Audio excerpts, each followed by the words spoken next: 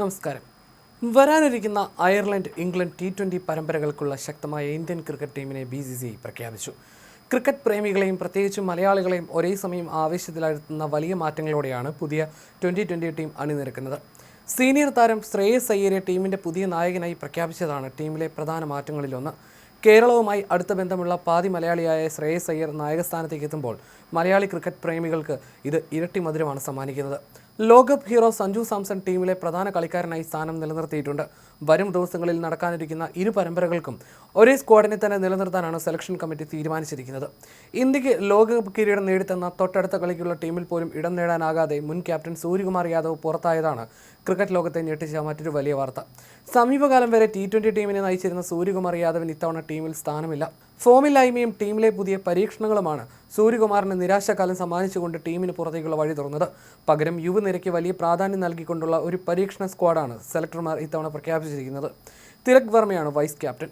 Cricket ലോകത്തെ മുഴുവൻ അമ്പരപ്പിച്ചുകൊണ്ട് 14 വയസ്സുകാരനായ വൈഭവ് സൂര്യവംശിയെ ഇന്ത്യൻ T20 ടീമിലേക്ക് തിരഞ്ഞെടുത്തതാണ് ഈ പ്രഖ്യാപനത്തിലെ ഏറ്റവും വലിയ സവിശേഷത.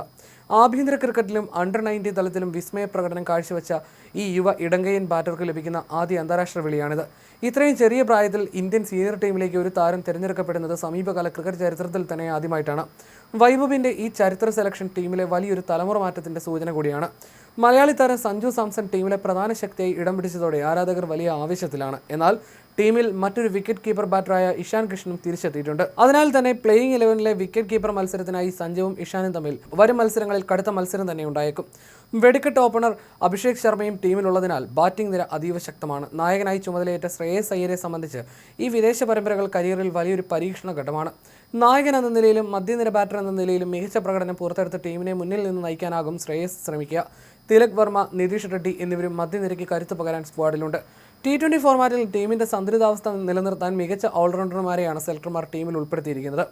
Hard hitter Shivam Dube, Axar Patel, Washington Sundar എന്നിവരാണ് സ്ക്വാഡിലെ പ്രധാന ഓൾറൗണ്ടർമാർ. പന്ത് കൊണ്ടും ബാറ്റ് കൊണ്ടും മാച്ച് വിന്നർമാരാകാൻ കെൽപ്പുള്ള ഇവരുടെ സാന്നിധ്യം പുതിയ നായകൻ ശ്രേയസ് അയ്യർക്ക് കൂടുതൽ തന്ത്രങ്ങൾ മെനയാൻ സഹായകരമാകും.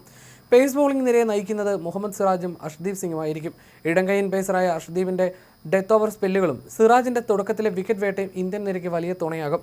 ഇവർക്ക് പുറമെ യുവ പേസർ പ്രിൻസ് യാദവും ടീമിൽ ഇടം നേടിയിട്ടുണ്ട്.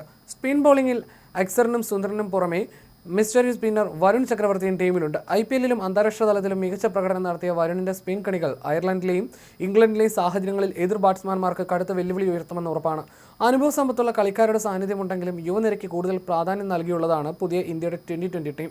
അയർലൻഡിനെതിരെയുള്ള മത്സരങ്ങൾക്ക് ശേഷം ശക്തരായ ഇംഗ്ലണ്ടിനെ അവരുടെ നാട്ടിൽ നേരിടേണ്ടതിനാൽ ഈ പുതിയ സ്ക്വാഡിന് വലിയ ഉത്തരവാദിത്തമാണുള്ളത്.